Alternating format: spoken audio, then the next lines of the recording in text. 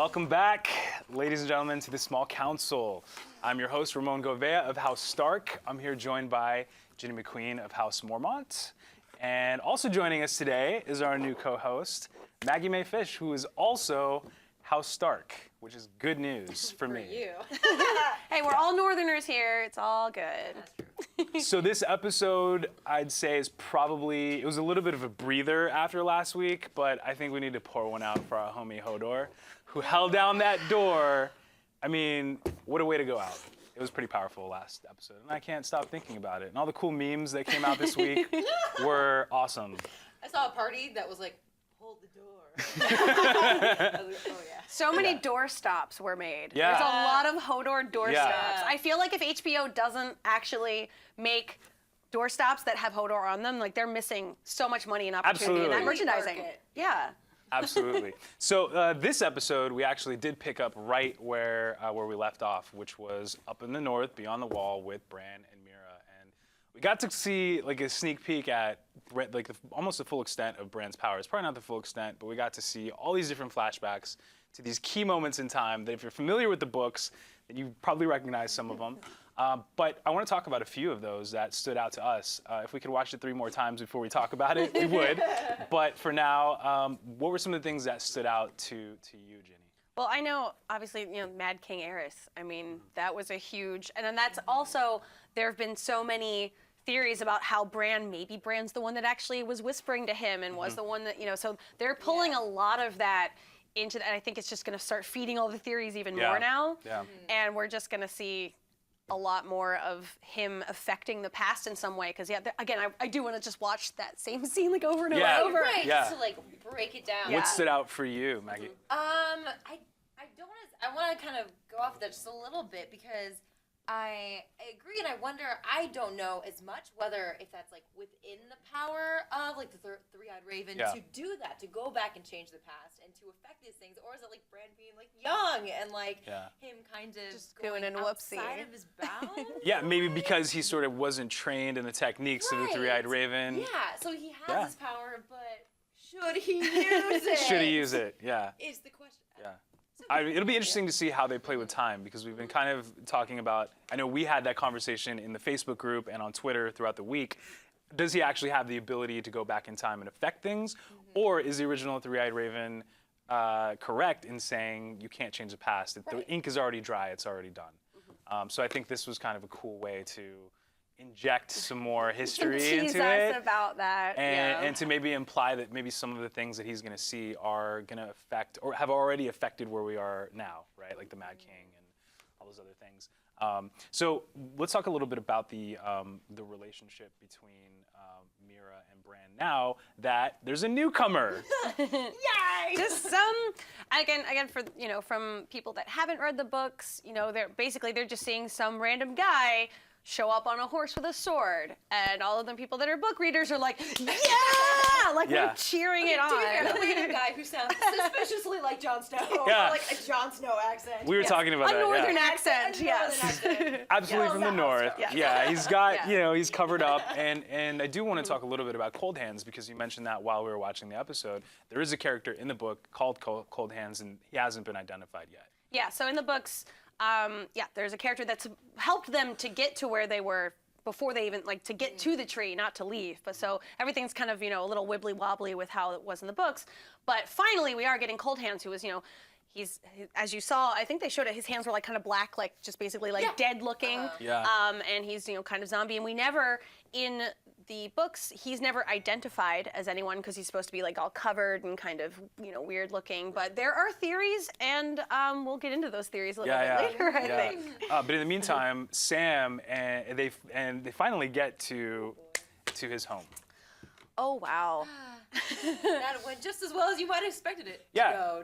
Exactly. Exactly. Well, we already kind of knew that that he wasn't going to be very welcomed. He'd already been asked to disavow his name, go to the wall. His father, Lord Tarly, is not. Yeah, exactly. He's not happy with how he's lived his life. He's clearly very disapproving of what he's done throughout his life. And so now we have this family reunion, this awkward. First of all, he arrives and his mother and his sister are so welcoming, and they're like, Gilly, you're so beautiful. This is great, baby. This is good news. You're back.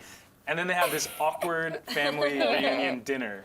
What were some of the things that stuck out for you in that conversation? Just sort of revealing about the Tarleys and their perspective in this whole Game of Thrones.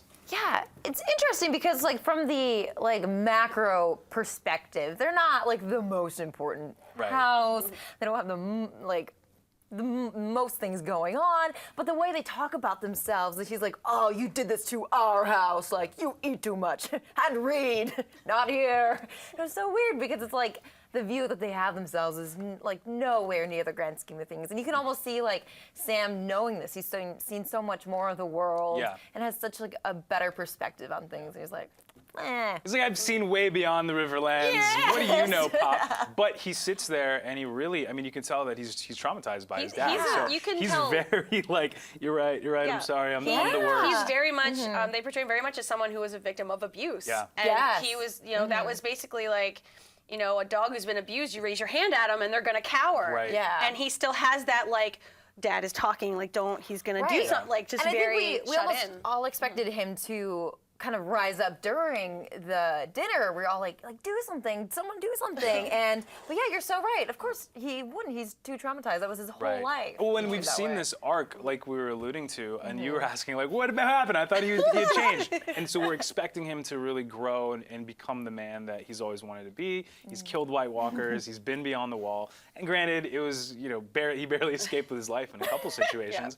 But he has grown, and now, to go home, it's funny that you mentioned that's exactly what someone who's traumatized by abuse does. He's back in his home with the abuser, and he's cowering, but he has that moment where, and he goes back and even takes the sword. So what are the implications of him obviously going back and taking that Valyrian steel? I think we know exactly why, right? You needed that. And I think it was just, him realizing what he had been put through and what his dad put him through. And I think he almost even thought, like, do I want this baby to be put through what I was put through? Right. Like, Good point. I don't want to Yeah. leave Good this woman I love and this child that's, not mine, but is kind of is mine, and leave them to be abused by the same person who did this to me. Like, fuck that. Table flip, we're out. Yeah. Well, so we want to know what your take on the Tarleys is. Don't forget, we're on Twitter right now, hashtag The Small Council. Let us know what you think. Ask any questions that you have, because we're going to address those in a little bit. In the meantime, we have this crazy situation back at King's Landing, which completely took a turn that I don't think anybody was expecting. Were you expecting that? Because I wasn't expecting that. So we have the High Sparrow there, basically it's with Tommen, and we have Lord Tyrell's speech before they're ready to come in, march in, take Marjorie back before her walk of shame, and everything just gets all fucked up. And it was great. It's really good to see the Lannisters squirm, because House Stark. But what was your take on it? Well, actually, I mean, I expected Marjorie to kind of play the long con of like going along with them and being like, this is my way out. This is how we gain control back, is to just, okay, no, I'm super devout. Yes, like we're all on your side, and you play the long game so then you can, do something later on in a safer environment when you're not trapped, in a cell somewhere. And, Tommen is just so malleable. You could He'll do it. You could just tell him anything. Now, He'll just do it. Do you think that Marjorie actually believes everything that she's telling Tommen in that private, or that this is the long con? This is like part of the plan. Marjorie's not stupid. No, bro. But my confusion was, or not confusion, I guess, but I can't tell if she's like 2 steps ahead of her house or if she's a step behind. Did she not know they were coming, or did she realize that would not work? Because I could see it either way. She's been steps behind and steps ahead. So for me, I don't exactly know. I tend to think that because Marjorie's super intelligent, she's shown that throughout the show with her manipulation of even getting to become queen. So my thought is that maybe she is 2 steps ahead, and not only is she 2 steps ahead, but she did this basically to avoid any bloodshed, right? She knows people are going to die, and she knows people are going to get caught in the crossfire. So maybe she preemptively was like, let me just reunite them, and we'll get our revenge later. Right, and I also think she's taking the same tactic that she was saying that was wrong. She's like, oh, I pretended to like the poor, but I was really doing it for myself. Sure. And I'm like, Insert with, that's I exactly what you're doing now. You've just you're playing another game and a higher level game, and I think that she's been around the High Sparrow a lot more, than Kevin or her grandmother or anyone else. Right, so I feel like right. she has a little more insight as to how to His kind of work the way psychology. around. Right. Yeah, how to Yeah. manipulate him, because she's very good at manipulating people, Oh, yeah. and that's been shown. And I'm still throughout just the worried about seasons. Loris. I Yeah. know. Wait, Yeah. where's Loris? Where's Loris, you Where guys? did he go? Yeah, Where and, is he? and I think we'll probably find out pretty soon. But in the meantime, obviously, across the Narrow, we have Arya, who had a huge turn this episode. I think everyone who has been kind of bored with where Arya has been the last season or so is kind of like, this is what we've been waiting for. We wanted to see Arya get back into her true purpose, and clearly she hasn't been able to shed her identity. No. Nah. And none of us were very surprised by No. that. I mean, No. she's a Stark through and through. Yes. You can't get rid of it once you are Stark. So I True do story. not blame her. True story. Yeah, but that being said, it was almost kind of like a fizzle out. Does that make sense? Like it wasn't a big she poisoned. It was like, no, it wasn't a big Right. deal. It was like she calmly decided, no, this is not right. Right. Fixed the path that she went on, and left.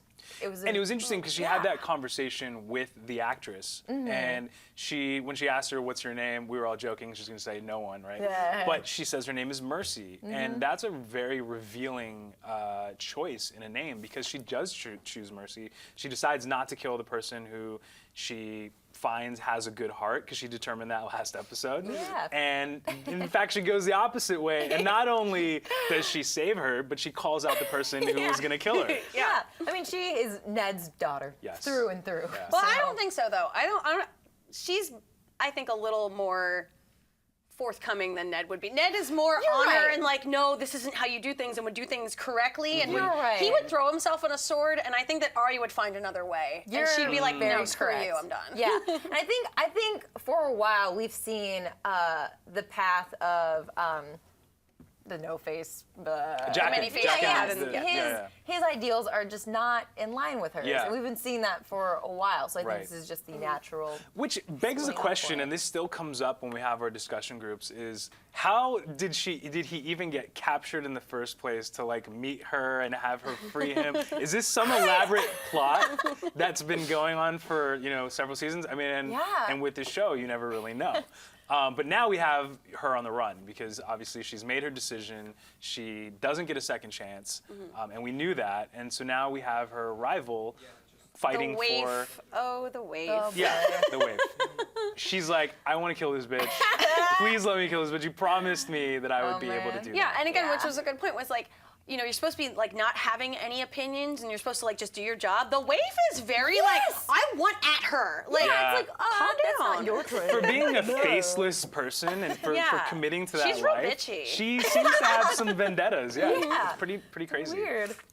So beyond that, now where do we think Arya's going to go? Because she's obviously not going to be able to go back to the House of Black and White. well, she at least she got Needle. I'm very excited that she got Needle back. Like, that was a big deal. I was like, okay, good, it's still there. I think you were like, it's not gonna be there. Yeah, So I was worried. I was like, the faceless god knows everything. He found it Needle. won't be there. Yeah. Yeah, but yeah, I think it's just now her plan is really just going to be, first off, she knows she has to hide. Like, she's got to come up with a plan and stay away from a band of assassins that are trained to kill people. Yeah. That's her enemy Yeah. now. Like, that's not an enemy you want And to she's have. not completely trained yet. not- yeah. I mean, I don't think her training is Almost to complete. her benefit, though. I mean, she does well on the run. If there's Yeah. nothing that If there's one thing Arya she can do, does. it's run and hide. Girl can run that. But now she does have some level of training, so she'll be definitely basically fare well when she goes back to Westeros, whenever that is. Right. I think she'll be able to hold her own, and she won't need anyone to be her bodyguard now. She'll Yeah. be the unassuming freaking killer And assassin. it might be that when she gets back to Westeros,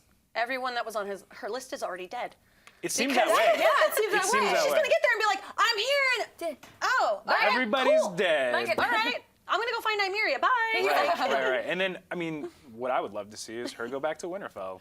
I mean, that would be the logical step. Like, Yeah. thinking, where would Arya go? Probably to her family. I hope. As long as I mean, Winterfell is under the she's hands of the pretty right driven person. by- Jon Snow have such like a brother-sister love. Yeah. You know what's creepy is that in the original draft of the books, they were supposed to have a Don't thing. tell me. They were like yeah. way before, like back in the '90s when George R. R. okay. Martin first submitted his draft. Arya and Jon were supposed to like have a thing. Like it's Really? weird. Yeah, it's Wow. super Too much weird. incest. Like, Yeah, one is no, okay. Speaking of incest, so back at King's Landing, we have Lord Tyrell give this really terrible inspirational. Like if you look at the Braveheart speech, which is like the classic, and then you look at Lord Tyrell's speech where he's trying to fire up his troops, it was painful. Oh, yeah. It was. And the giant bad. feathers coming out of his helmet. Like, you can tell, like, the Tyrells are, yes, they're very rich, and Yes. their armor's all covered in flowers and beautiful, but Yeah. he's just in that, just looks ridiculous. Yeah. And just Yeah. the giant plumage happening. I'm funny. like, what? It's so Why? funny. Yeah. Who decided this? This is a terrible idea. And then of course they march, and Jaime steps in and says, "We're here to take Marjorie, and we're not going to take no for an answer." And they take And no then for we an have, answer. then they take no for an answer. Yeah. It's a good point. But then you've got, Jaime and Cersei now playing just this, like, Jaime's now like, I want to kill everybody. I want to kill everyone in the world. And Right. it's like, okay, but when Cersei's the one that's like, hold back. Yeah. Like that's, when, it's like Jaime's supposed to go to the Riverlands now, and he's like, I don't want to do it. I want to kill everybody. And when Yeah. Cersei's the voice of reason, something has gone horribly wrong. Agreed, and we've said this before. right, When she's the one who's like, "It's okay, slow your roll, don't get all crazy." sorry, You're what? like, "Wait, Cersei's saying this to Jaime? Hold up, That's what's how going you on know here?" you've gone over the edge when Cersei's like, shh, no, calm down. Yeah, exactly. And so obviously the reason for that is this new alliance between Tommen and the Crown and the High Sparrow, which is obviously that's part of Marjorie's plan. I mean, she's the one who's orchestrated this whole thing Right, from yeah. beginning to end. To what end? And now what's that going to look like? And it's gonna look like beating up some Lannisters, I think. Especially because remember, this whole thing with the High Sparrow and everything was Cersei's doing. Yes. Cersei Yeah, did this that to is begin true. with. This is her fault. And I think she, sometimes recognizes that and sometimes forgets that, I think. Yeah. Yeah. Like the guiltiness. I think you're when right. it's convenient. Yeah, Yeah, I she think you're sometimes right. is so like, oh, the world hates me. It's like, oh, wait, I started this. Sometimes I do things. I did What- this. And it's so true. And so maybe to some degree, this is a play by Marjorie to take back control through Tommen and get her revenge on the Lannisters because, again, Cersei's the reason that she's in there. Yeah, so. like if you remember the scene where, last season when Cersei went in to visit Marjorie, or earlier this season when she went to visit her, and Marjorie was like, get out, and like so angry, and Yeah. Cersei just had that smirk of Yeah. Yep. Yep. I'm like, yeah, that's not gonna work out for you. Sorry. Speaking of not working out, the Freys are having some problems now in the Riverlands, When has that ever happened? which I can't say I'm surprised, and I think we're all very happy about that. The Freys having problems is always a good day for us. Freys are feeling frayed. So let's talk about the Blackfish. Yeah, I can't wait till the Freys are going to be dead. We all want if that. they live, if all this ends and the Freys are still Freys are alive, on the I'm gonna be Iron like, Throne, and we're Three just dragons are like dying. Yeah. It's like, well, okay. exactly. And Walder, it's Lord Walder, like, he just never Walder dies. Frey's still there, like. So obviously, there's a lot of politics going on right now, and there's a lot of shifting. Walder Frey obviously wants to keep control of the Riverlands, and we have the Blackfish who was at the Red Wedding, who escaped, and we talked about that last episode. But what does that mean now? Now that they're sending Jaime over to the Riverlands to help the Freys take that castle back, because that's a huge ally for the Starks right now, and that's exactly where Brienne is headed. Yes, it would be very nice to have. old friend. Brienne and, Nice to see you. and how's that going to look? That's going to be interesting. Here. Yeah, fancy seeing you in the Riverlands. Yeah, well, I'm glad we finally got to see Edmure, poor baby Edmure. Yeah.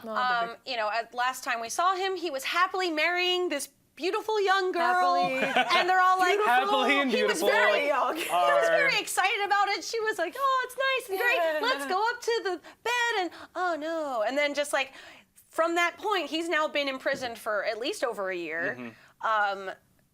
And probably not having a good time. I'm sure he's not. He doesn't look like he's been having a good time. No. And again, I'm also, Blackfish coming back, like, finally. Yeah. Because he, like we said, he was at the Red Wedding. He's like, oh, I gotta pee, and left. And Yeah. like that was the last we saw of him. So. And somehow lucky pee. skipped out. A somehow lucky escaped. pee. Yes, I know. That's good Oh, boy. timing. Great When you're like, timing. for some reason I got to go to the bathroom. Everybody's dead. That might have been more uneasiness in his stomach than like a pee. Yeah, I think you're right. It was his I sixth. gotta go. It was Everything's his- wrong, right? Yeah. So we have Jaime going to the Riverlands. We know Brienne's going there too. You know, there's a lot of issues right now in terms of people trying to figure out who their allies are in the oncoming war. And so while the Lannisters and the Tyrells are focused on the Faith Militant, and now there's that weird alliance between them, but it's not really an alliance. And then of course the North they're making moves up there and trying to recruit more people to come up and help. In the meantime, while all this is going on, we have Bran and Mira, and this is where I really want to get into the fact that we have this big reveal. Benjen Stark is back, which is awesome. Another Stark is alive, which is always good news. Well, So alive. It's very rare. Yeah, he's semi-alive. He's alive-ish. But yeah, that's a pretty big reveal to show him as the one who was rescued by the Children of the Forest.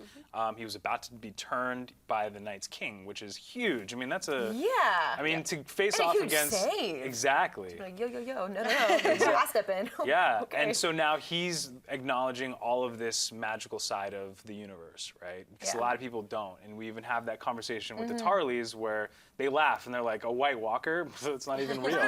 So White Walker. exactly, and so it brings in this this sort of reminder that for a lot of people in Westeros, the whole north of the Wall and all the wildling, that whole situation, it's still not really understood. And so we have Benjen Stark coming back. He is potentially, they're crossing the stories between Cold Hands and Well, it's the same story. It's just that, you know, in the books, we are never told who Cold Hands is. Got it. But the largest theory, everyone kind of assumes it's Benjen. They're like, yeah, it's Ben. They didn't say it's Benjen, but it's probably Benjen. Yeah.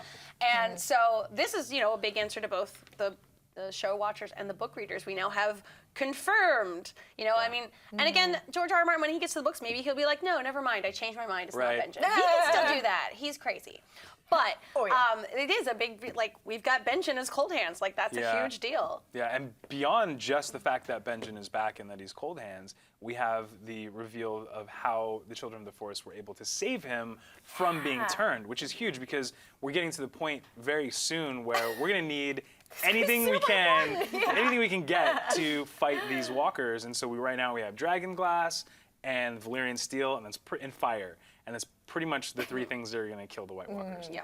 And of course, you know, we had this big moment with Bran's vision where the Mad King was again saying his burn them all, and they kept showing scenes of the White Walkers. So, you know, they're really kind of feeding those fan theories that are going on right now. Yeah, I feel like I'm gonna, as soon as we're done shooting, I'm gonna get right on the internet and I'm just gonna like, it's just gonna be like exploding. Like everyone's just like screaming about Mad Eris and Bran. And because the time travel theories are just like infinite. You know, once you open that possibility, you're like, could he affect this or this? Could it have been that? It could be anything. Yeah. And I think someone even noted it, well, maybe it was you, but someone was saying that they rewatched the execution of Ned Stark, and that there was a moment before he was executed where he kind of looked up as though he heard something.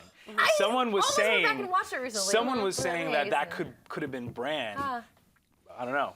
I mean, we're gonna watch it all again, every episode, and be like, maybe Bran was there, maybe Bran was there, maybe he was there. Well, in the books, they have a scene where Theon actually hears him. He's talking through the werewoods, and Theon's like, what? Like, and so we already have this idea that Bran can at least somewhat affect or be heard. We just don't know to what extent, and we don't know if it's that time loop of like, everything that's already happened has happened, and it's just the circle, or if he can actually affect things and make it different and make a different outcome. Right. Yeah. Right. And you know, again, across the Narrow, we're back to Daenerys. We were able to see a little bit more of her storyline, and now she's reunited with Drogon. Yay! And now, after tallying up her huge dragons, after tallying up all of the troops that she has now, we realize she's going to need 1,000 freaking ships to get back to Westeros, which is a lot. It happens to be the same exact number that Euron Greyjoy told the Ironborn to build for him on an island that doesn't seem to have very many trees, mind you. He's like, burn your houses and pull the planks, and we're going to build 1,000 ships. It's going to come back and just be like seaweed floats. We could. Exactly. That's all we had. The little rafts. They're like, we're sorry, we couldn't. This is the best we got. We've planted more trees. We just have to wait for them. Then we can build more ships. So how do you think that's going to play out moving forward now that we know that number one, she's got all of the Dothraki with her now. She's, she thinks she's going to come back and everything in Marine's going to be peachy keen, which is maybe not so much. But, she may have a problem with the deal that Tyrion made as well, because she's a very bold... Yeah, I don't think she's going to be cool with this. I don't think so either, yeah. But I also think Tyrion might know that. Yes. He might put in this as a placeholder, like, waiting for Daenerys just to come back and be like... Yeah, like, look, we just were waiting for you to come back. Yeah, that's all. yeah. We just, we just needed you to be here. buying And time. not even in a defensive way, being like, no, I did this Yeah. so that they would chill out so you could kill them now, kind of thing. Yeah, I mean, that'll be really interesting to see. But yeah, if the Greyjoys show up to Dany at this point, if they're like, hey, look at all these ships, honestly, I just want to see her do the same thing she did when she got the Unsullied and be like, oh, yeah, sure, I'll totally just set them on fire and just like, by the way, kill them, take their ships, Or go. maybe, Theon and... Yara. Yeah, can take the shit, and she's gonna recognize a woman in power. Like, Yeah. she's like, oh, wait, I see you. That's an I interesting. see you. That's an interesting point. We understand each other. If they went that route, I Yeah. think Daenerys would probably be more likely to support Theon and Yara because Yara is the one who's like, Right. I'm the one who should be in control, and Daenerys might be like, yeah, I like that. Yeah, All and right. like in a small level of understanding. That However, they don't have the ships, so I don't know what they could necessarily bring. Yeah. I don't know what they could bring to the table. Yeah. Yep. So don't forget to, again, check us out on Twitter, join the Facebook group.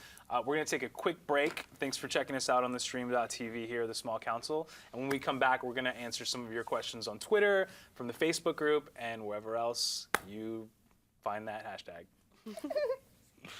Under your pillows. Under your pillow. On my tramp stand.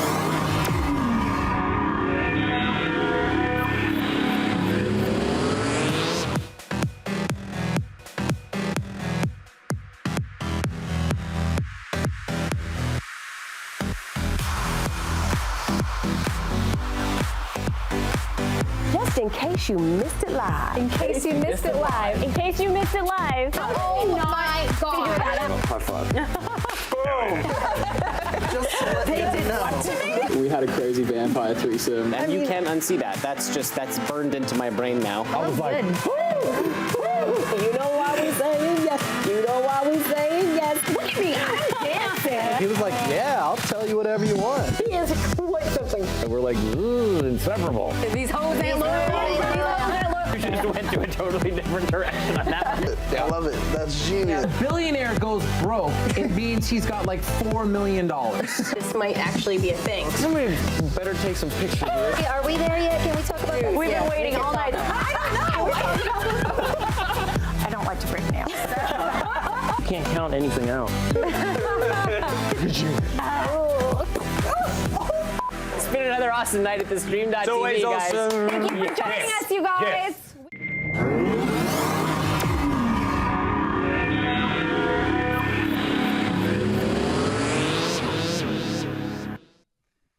Welcome back to the Small Council on theStream.tv. We are going to jump into your questions, but first, there's something really, really important that I want to share with you. There was a meme that went around this week that definitely went viral. Everyone was sharing it all over the internet, and it was our favorite the ship that everyone wants to push, right? It was Tormund and Brienne, and it was created by the lovely Ginny McQueen here, who made this awesome little meme. If you've seen it online, definitely share it. But a lot of people jacked it and started They sharing did, it but as their own. I did put the it's hashtag the small council on it. A couple people actually took it and took that off, but they are mean people. But yes, the Love Actually crossover. Yeah, it's just such a because funny, like, unexpected. He's so devoted to it. Like he just Yeah. has that look in his eyes. It's just like, yes, I want to be with you. And I'm just like, that's so perfect. Yeah, it was just the most unexpected thing to happen, I think, in the last couple weeks, where no one saw that coming, and that seems to be one of the big things that everyone's like, yes! It's the ship we can all Awesome. get behind. Exactly. But let's jump into some questions for right now. Cool. So we've got a few different on Twitter. We've got one from Armand Jacobi. I hope I'm saying that right. I'm probably not. I apologize. It says, do you think we will get a white direwolf similar to the White Walkers' white horses? That would be badass and heartbreaking. That would be heartbreaking. That would be Yeah. both of those things. Yes, Yeah. that is correct. I mean, we've seen like Summer was taken over by White Walkers. Like, Yeah. I don't want to see an undead Summer. Like, that would make me really sad. And it'd be such an oxymoron. Yeah. Summer. And then, Yeah, summer in winter. and then could Bran actually warg into an undead wolf? Is that a thing he could That's do? that's Can a he good warg question. into? Anything undead. Yeah, like, that would Can be- he? Has he tried? Why hasn't Why? he That's tried? a good question. Actually, I'd like to see if that's even possible, or if maybe there's The rules. magic just There's doesn't rules work, about the yeah. magic where you can't Right. cross into the dark magic. Yeah. Although now that they've revealed that the Children of the Forest are responsible for creating the Walkers, maybe there's some blurred lines, and there's ways to manipulate. I don't know. I think that's a really interesting. Yeah. Something to keep an eye on for sure.